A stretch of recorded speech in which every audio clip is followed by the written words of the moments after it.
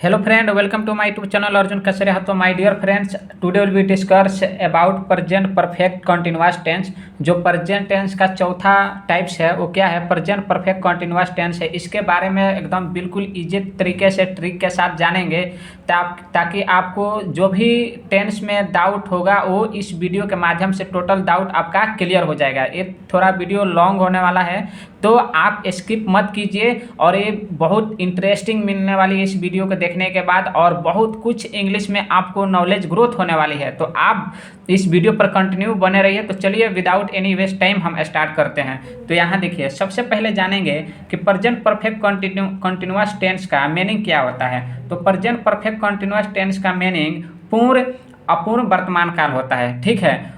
या फिर आप उसको ऐसे भी बोल सकते हैं, डेट इज नोन एज एल से संदिग्ध वर्तमान काल, ठीक है। इसका मीनिंग पता चल गया। अब जानेंगे इसका डेफिनेशन मतलब मीनिंग, परिभाषा कि प्रेजेंट परफेक्ट कंटिन्यूअस टेंस किससे कहते हैं, ठीक ना। जो काम पास्ट टाइम में शुरू होकर प्रेजेंट टाइम में अभी भी जारी हो तथा उसमें समय सूचक शब्दों का व्यवहार हो, तो वैसे स्थिति को प्रेजेंट परफेक्ट कंटिन्यूअस टेंस कहा जाता है। कहने का मतलब है कोई काम भूतकाल में शुरू होकर और अभी भी जारी हो तथा उसमें टाइम डिनोटिंग वर्ड दिया हो, यानी टाइम सूचक शब्द दिया हो और उसमें समय सूचक शब्द की व्यवहार हो, तो वैसे स्थिति को क्या कहते हैं? प्रेजेंट परफेक्ट कंटिन्यूअस टेंस कहा जाता है, ठीक है। जैसे यहाँ देखिए, सीता 2003 से पुस्तक पढ़ रही है। तो सीता 2003 से पुस्तक पढ़ रही है, तो रहा रही है आ रहा है, तो इससे आपको समझ में आ रहा है ना कि तो प्रेजेंट टेंस है। अब प्रेजेंट टेंस है तो इसमें 2003 से आपका ये टाइम दिया है, टाइम डिनोटेड वर्ड्स यहाँ इंडिकेट किया है, मतलब समय सूचक शब्द का यहाँ व्यवहार हुआ है। तो इससे पता चल रहा है क्या है? प्रेजेंट परफेक्ट कंटिन्यूअस टेंस है। Already I have told you, look this, जो काम पास्ट टाइम में शुरू होकर, ठीक ना, और प्रेजेंट टाइम तक अभी भी जारी हो, ठीक ना, वो अभी भी चल रही हो और उसमें समय सूचक, ये आपका मेन पॉइंट है कि समय सूचक शब्द की व्यवहार हो, तो वैसे टेंस को क्या बोलते हैं? प्रेजेंट परफेक्ट कंटिन्यूअस टेंस कहा जाता है। आगे समझ में। अब जानेंगे इसका पहचान कि इसका पहचान क्या होता है, किस अवस्था में ये रहता है, तो इसको पहचानेंगे कि प्रेजेंट परफेक्ट कंटिन्यूअस टेंस ही है। तो देखिए यहाँ, जिस हिंदी वाक्य की क्रिया के अंत में ता रहा है, ती रही है, ते रहे हैं, रहा है, रही है, रहे हैं और उसके पहले समय सूचक शब्दों का व्यवहार हो। किसके पहले? ये शब्द जो दिख रहा है ना, ये सब जो वर्ड दिख रहा है, इसके पहले समय सूचक शब्दों का व्यवहार हो, तो वैसे वाक्य को प्रेजेंट परफेक्ट कंटिन्यूअस टेंस समझा जाता है। समझ गए? मतलब कहने का है कि जिस हिंदी वाक्य क्रिया के अंत में रहा है, रही है, रहे है, ता रही है, ती रही है और उसके पहले जस्ट समय सूचक शब्द दिया हो, यानी भूतकालिक समय सूचक पास्ट टाइम दिया हो, तो वैसे सेंटेंस को प्रेजेंट परफेक्ट कंटिन्यूअस टेंस वाक्य समझा जाता है।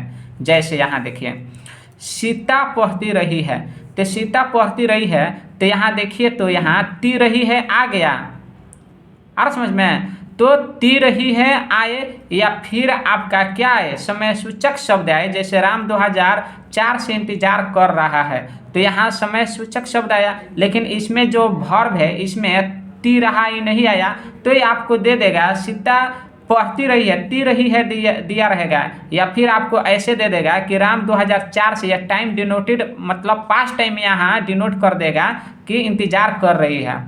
और समझ में। तो इस स्थिति में हम क्या समझेंगे? इस कंडीशन को प्रेजेंट परफेक्ट कंटिन्यूअस टेंस का सेंटेंस समझेंगे। इसका रूल आगे बताएंगे कि कैसे बनाना है, ठीक ना। ये बहुत इजी है, सिंपल ट्रिक्स है, तो ये चीज़ आप जान गए। अब इसका देखेंगे कि रूल मतलब क्या होता है। प्रेजेंट परफेक्ट कंटिन्यूअस टेंस को एफर्मेटिव सेंटेंस में बनाने के नियम। आप इसको एफर्मेटिव सेंटेंस भी कह सकते हैं and otherwise positive sentence and assertive sentence, that is known as same meaning, okay. तो इसका रूल क्या होता है? सब्जेक्ट प्लस है या है plus been plus main verb form मतलब आईएनजी वाला प्लस ऑब्जेक्ट प्लस टाइम। आगे समझ में। जैसे कि हमने प्रीवियस क्लास में जो भी मतलब टेंस स्टडी किए हैं, सबका एक रूल है और रूल के ही अनुसार हम क्या करते हैं? सेंटेंस को बनाते हैं, ट्रांसलेट करते हैं, आपका जो भी लैंग्वेज का टर्म हो। आगे समझ में। तो यहाँ इसका रूल क्या है, सब्जेक्ट प्लस है जो है plus been plus main verb four plus object plus time. तो ये सबसे पहले आपको यहाँ पता चलना चाहिए कि सब्जेक्ट क्या है। जो किसी काम को करता है वो सब्जेक्ट कहलाता है। और हैज हैव किसके साथ यूज हुआ होता है, ठीक ना। तो has have you know already about, जो ही सी इट वन नेम के साथ हैज बीन लगेगा, यानी कहने का मतलब है सिंगुलर के साथ has been and then plural के साथ आप यहाँ देख सकते हैं प्लूरल के साथ हैव बीन लगेगा। आगे समझ में। तो इसका कंसीडर आपका कंप्लीट हो गया। इसका कंसीडर कुछ नहीं रहा है, सब्जेक्ट मालूम हो गया है, जब भी मालूम हो गया। बीन तो एक कंपलसरी है, चाहे वो सिंगुलर के साथ लगे या प्लूरल के साथ लगे, सबके साथ लगेगा।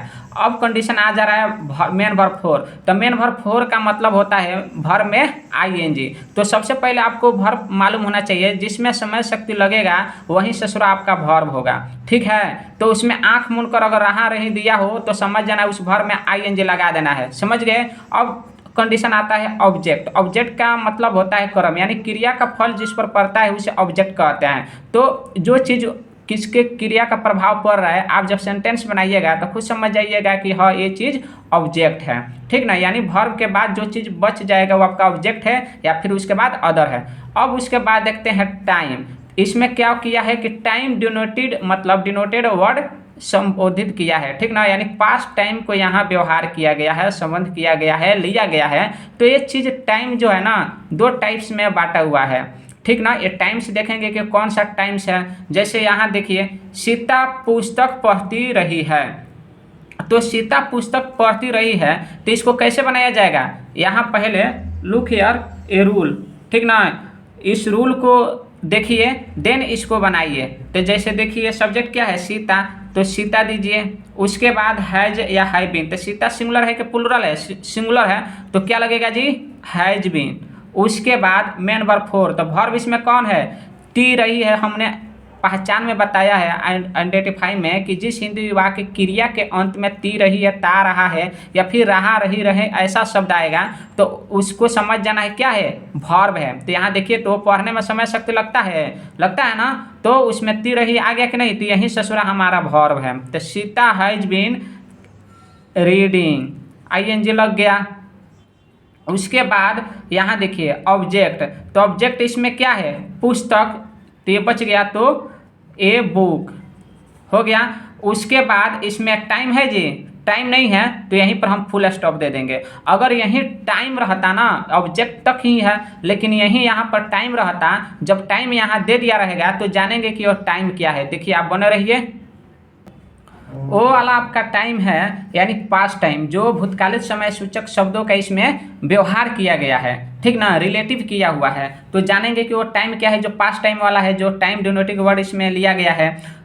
ये दो टाइप्स का होता है, point of time and then period of time. तो दोनों के एक एक करके बारे में जानेंगे कि पॉइंट ऑफ टाइम क्या है और पीरियड ऑफ टाइम क्या है। तो पॉइंट ऑफ टाइम का मीनिंग होता है यानी समय की बिंदु, ठीक ना। यहाँ आप देख सकते हैं समय की बिंदु। आप इसको पॉइंट ऑफ टाइम को निश्चित समय बोलिएगा, डिफिनिट टाइम, और पीरियड ऑफ टाइम को अनडिफिनिट टाइम, मतलब इसको इनडिफिनिट टाइम बोलिएगा, ठीक ना, यानी अनिश्चित समय। पॉइंट ऑफ टाइम को डिफिनिट टाइम और पीरियड ऑफ टाइम को इनडिफिनिट टाइम, यानी यह एक अनिश्चित समय है और पॉइंट ऑफ टाइम एक निश्चित समय है। तो निश्चित समय के साथ आपको सिंस का यूज करना है and otherwise period of time, यानी कहने का मतलब अनिश्चित समय के साथ आपको फॉर का यूज करना है। तो देखेंगे कि भाई कि सिंस का यूज किस कैसा अवस्था में वो टाइम दिया रहेगा तो सिंस का यूज होगा, और किस अवस्था में रहेगा तो फॉर का यूज होगा। तो यहाँ देखिए since plus point of time, समझ रहे हैं ना। सिंस किसके पहले यूज होगा, पॉइंट ऑफ टाइम के पहले यूज होगा, यानी जो समय की बिंदु जो निश्चित टाइम रहेगा यानी डिफिनिट, ठीक ना, डिफिनिट टाइम जो रहेगा उसके पहले सिंस का प्रयोग होगा। तो किस किस अवस्था में डिफिनिट रहता है और किस किस अवस्था में इनडिफिनिट रहता है, तो देख लेते हैं। हमारा जो भी डाउट है क्लियर हो जाएगा कि सिंस का यूज कहाँ होगा और फोर का यूज कहाँ होगा। यहाँ आपको एक कंसर्न समझ में आ जाएगा तो पास्ट में और फ्यूचर में कोई दिक्कत नहीं होगा।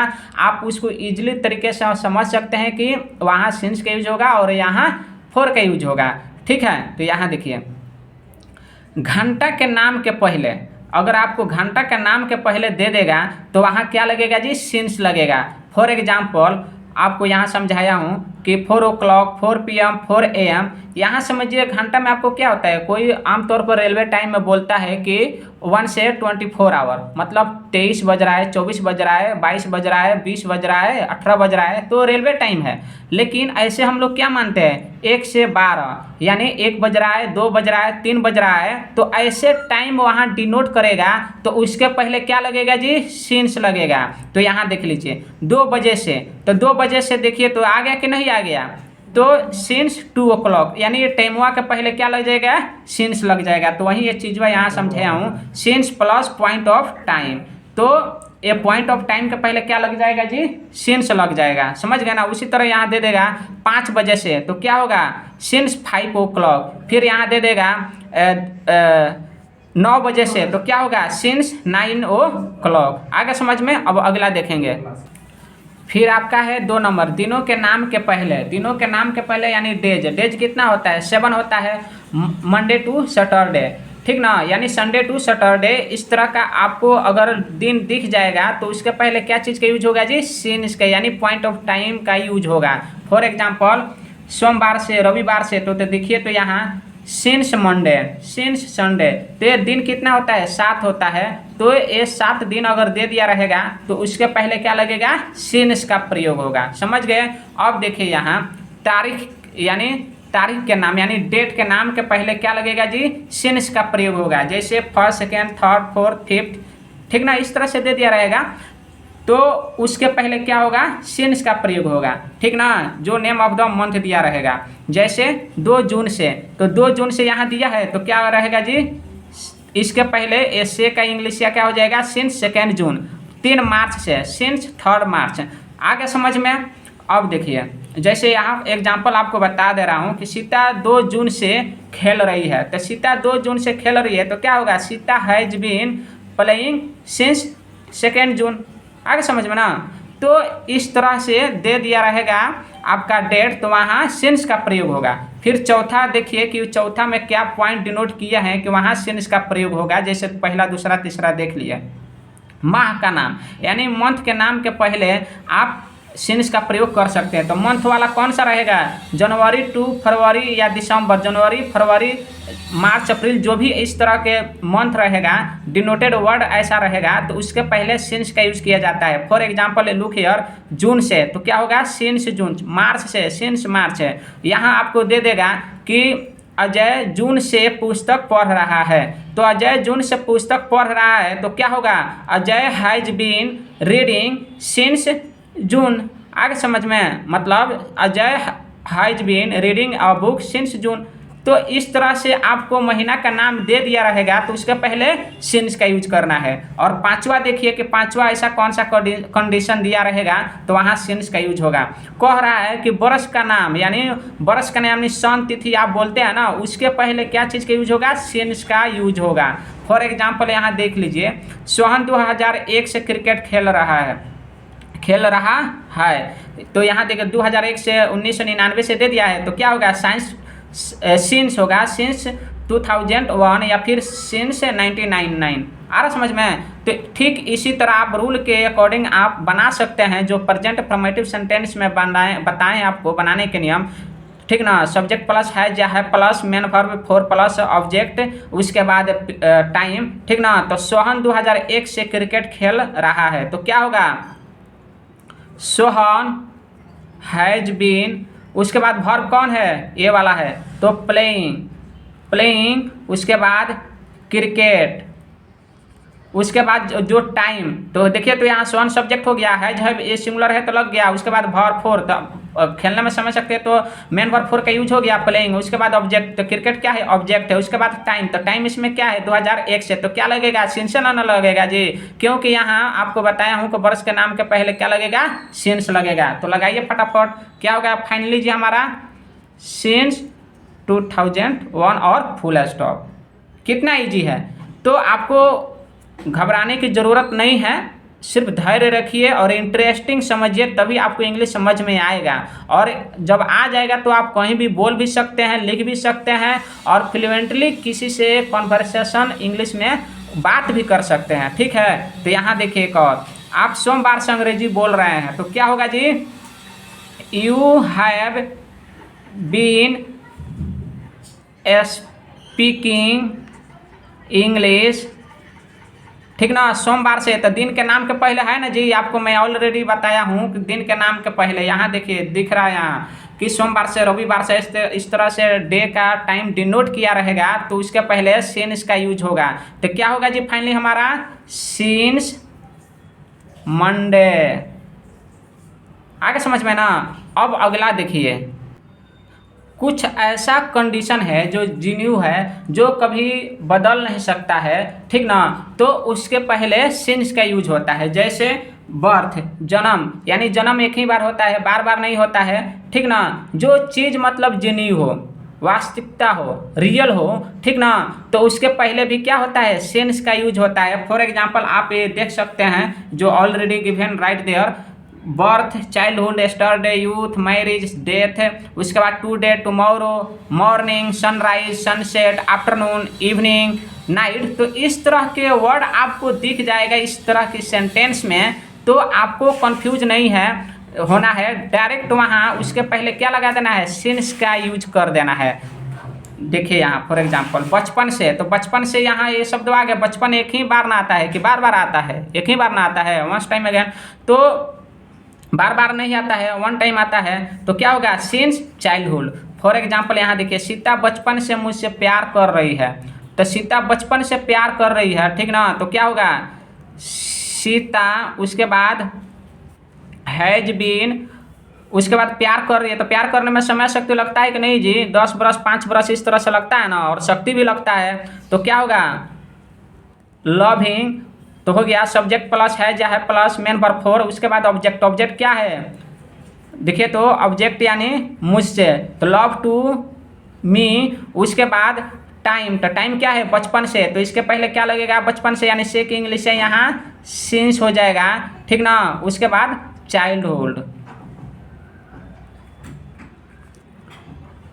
समझ गए, चाइल्डहुड हो गया, उसके बाद फुल स्टॉप दे दीजिए। उसी तरह ठीक एग्जैक्टली ये यहाँ दिया है, वे लोग शाम से अंग्रेजी बोल रहे हैं, तो क्या होगा, दे हैव बीन, हाँ, उसके बाद स्पीकिंग इंग्लिश शाम से, तो शाम से ऊपर वाला बताया ना, यहाँ देख लीजिए, तो क्या होगा, सिंस इवनिंग। आगे समझ में। अब आपको डाउट नहीं है, आप 1 से 2 बार इस वीडियो को देखिए और अपने नोटबुक में राइट कीजिए, देखिएगा आपका एकदम सरल लगेगा, एकदम इजी लगेगा। अब देखते हैं अगला टर्म क्या है हमारा, पॉइंट ऑफ टाइम का यूज, यानी बोले तो सिंस का यूज कहाँ होगा, किस कंडीशन में रहेगा, तो उसका यूज होगा, ये तो आप जान गए कि दिन के नाम के पहले, महीना के नाम के पहले, सन तिथि नाम के पहले, यानी डिफिनिट टाइम के पहले, या फिर कोई चीज़ जीन्यू हो, वास्तविकता हो, वो एक ही बार आ सकता है, उसके पहले सिंस का यूज होगा। आपको स्टेप बाय स्टेप नंबरिंग करके 1 2 3 जो नोट करके आप लोग को बता चुका हूँ। अब हम अगला टर्म देखेंगे कि पीरियड ऑफ टाइम, यानी समय की अवधि, जिसको आप कह सकते हैं फॉर, इसका यूज किस अवस्था में दिया रहेगा तो करेंगे। तो ये चीज़ पहले जान लीजिए कि ये क्या है, इनडिफिनिट टाइम है, डिफिनिट टाइम नहीं है, यानी अनिश्चित समय है, ठीक ना। तो इसको क्या मीनिंग होगा, समय की अवधि यानी अनिश्चित समय, तो ये इसमें फॉर का यूज होता है, तो किस अवस्था में दिया रहेगा तो आपका फॉर का यूज होगा। तो यहाँ देखिए इसका हिंदी फॉर्म और इंग्लिश फॉर्म दोनों राइट कर दिए हैं, समय की अवधि प्लस से, यानी for plus period of time. तो पीरियड ऑफ टाइम में जैसे आपको पीछे बताए हैं कि पॉइंट ऑफ टाइम में किस अवस्था में रहेगा, एग्जैक्टली यहाँ पर भी यही है कि पीरियड ऑफ टाइम में किस अवस्था में रहेगा, किस परिस्थिति में रहेगा, उसका क्या टर्म रहेगा, किस कंडीशन में रहेगा वो चीज़ टर्म, कि वहाँ उसके पहले फॉर का यूज होगा। तो यहाँ देखिए 1 2 3 4 5 इस तरह से आप डिनोटेड वर्ड जो दिया रहेगा, ठीक ना, और फिर उसके बाद सेकेंड, मिनट, घंटा, दिन, सप्ताह, माह, वर्ष दिया रहेगा, ये डिफिनिट नहीं रहेगा, इनडिफिनिट रहेगा, इसलिए इसके पहले क्या करेंगे जी, फॉर का यूज करेंगे। फॉर एग्जांपल इसका इंग्लिश देख लीजिए कि सेकेंड का इंग्लिश क्या होता है, मिनट का, आवर का। और एक चीज़ यहाँ देखिए, कोई स्टूडेंट होता है ना कि HOUR जो हावर बोलता है, लो हावर आपका टोटली रॉन्ग हो जाएगा, क्या होता है, आवर होता है। हमने बहुत लोगों को सुना है, ठीक ना, बोलते हुए, लेकिन आप इस पे फोकस कीजिएगा, केयर कीजिएगा, नहीं तो कहीं भी आप क्या हो जाइएगा, इंसल्ट हो जाइएगा, ठीक है। तो इसको क्या बोला जाता है, आवर बोला जाता है। आ रहा समझ में ना, यानी घंटा, कितना आवर्स है, कितना 2 आवर्स है। ऐसे 2 आवर मत बोलिएगा, नहीं तो इंसल्ट हो जाइएगा, 2 आवर बोलिएगा, ठीक है, 2 आवर्स।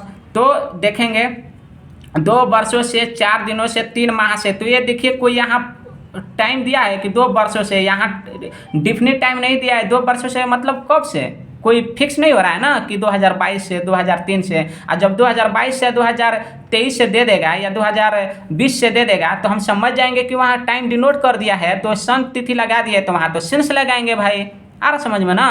तो यहाँ टाइम डिनोट नहीं किया है 4 दिनों से। 4 दिनों से मतलब कब से, सोमवार से कि मंगलवार से कि आज से, ऐसा तो टाइम यहाँ नहीं ना डिनोट किया है, आ रहा समझ में ना, ऐसा टाइम इंडिकेट नहीं किया है। तो ये क्या हो गया, इसका कोई लिमिट नहीं है। ऐसे बोल दे कि 4 दिनों से, कोई कन्फर्म नहीं बता रहे, यानी अनिश्चित टाइम हुआ, नहीं इनडिफिनिट टाइम हुआ।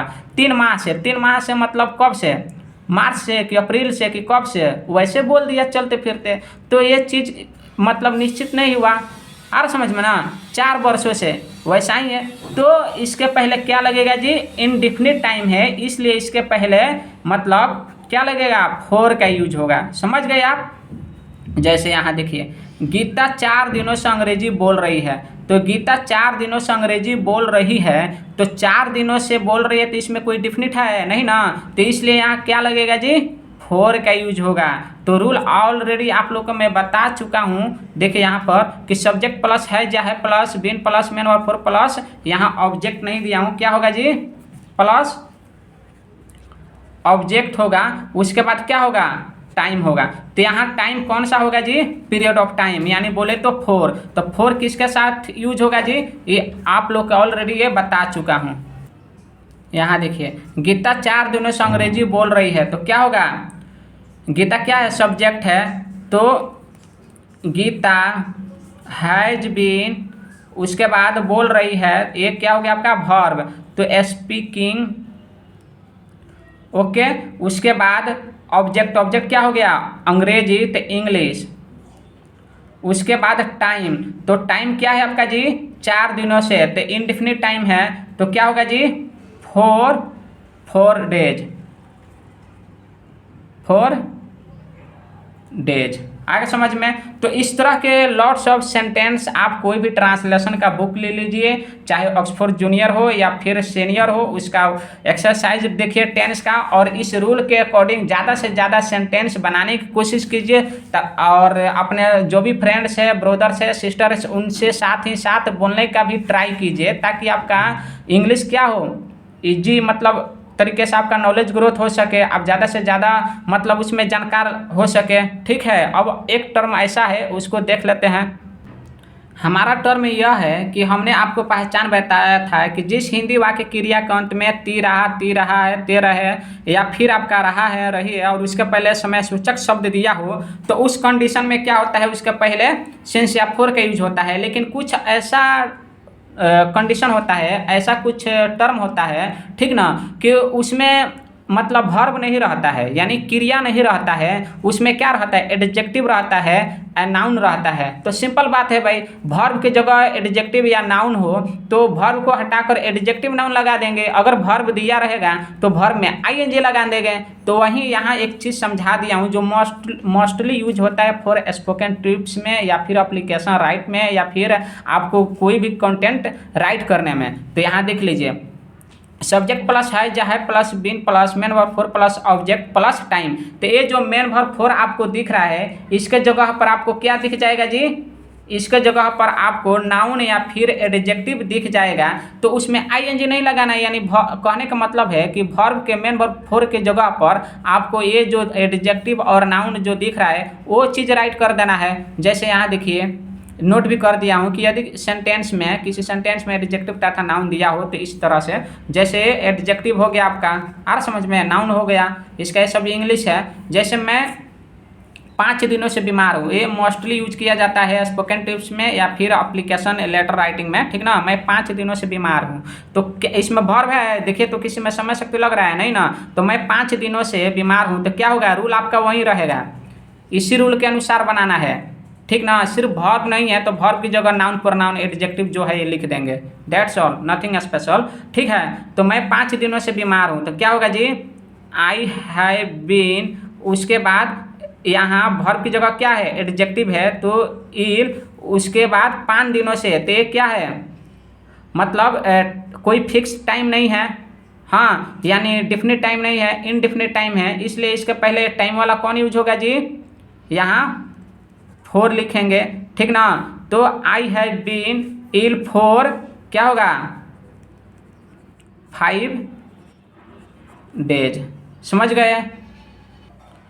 फिर एक और देख लीजिए, मैं 5 वर्षों से एक शिक्षक हूँ, मैं 5 वर्षों से एक शिक्षक हूँ, तो क्या होगा जी यहाँ I have been a teacher. यहाँ देखिए, यहाँ नाउन है, एडजेक्टिव नहीं है, यहाँ वर्ब नहीं है, तो इसलिए वर्ब की जगह पर क्या है, यहाँ शिक्षक है, तो ए टीचर 5 वर्षों से, तो 4 5 ईयर्स। आ समझ में, 8 इंडिफिनिट टाइम है, पीरियड ऑफ टाइम है, इसलिए इसका पहला 4 का यूज करेंगे। यहाँ 5 वर्षों से कोई टाइम नहीं बता रहा है कि 2004 से 2005 से या 2020 से, अगर वो चीज़ रहा था तो सिंस का यूज कर देते हैं। फिर यहाँ देखिए, वह बचपन से तेज है, तो ये टाइम डिनोटेड वर्ड क्या है, डिफिनिट टाइम है, यानी पॉइंट ऑफ टाइम है। ये बचपन एक ही बार आता है, बार बार नहीं आता है, ये मतलब वास्तविक चीज़ है, इसलिए इसके पहले क्या लगेगा, सिंस लगेगा।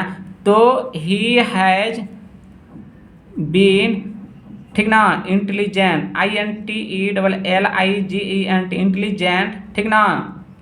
उसके बाद सिंस क्या होगा, बचपन से, तो चाइल्डहुड। आगे समझ में। अब देखिए, वह सोमवार से खुश है, तो क्या होगा जी finally, he has been happy, कब से, सोमवार से, तो यहाँ टाइम डेफिनेट दे दिया है, तो इसलिए क्या लिखेंगे जी, सिंस मंडे।